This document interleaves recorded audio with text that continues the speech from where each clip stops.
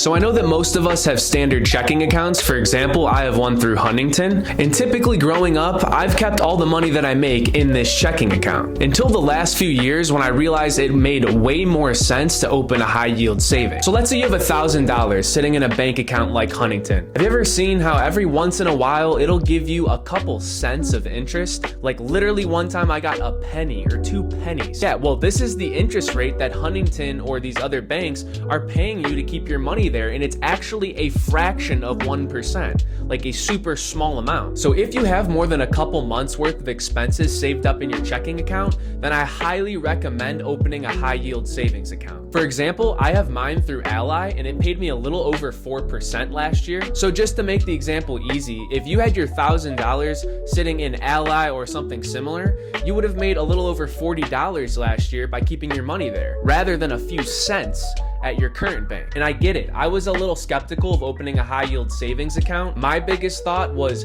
I didn't want there to be restrictions on when I could pull the money out in case I needed it, but they offer more flexibility than you'd think.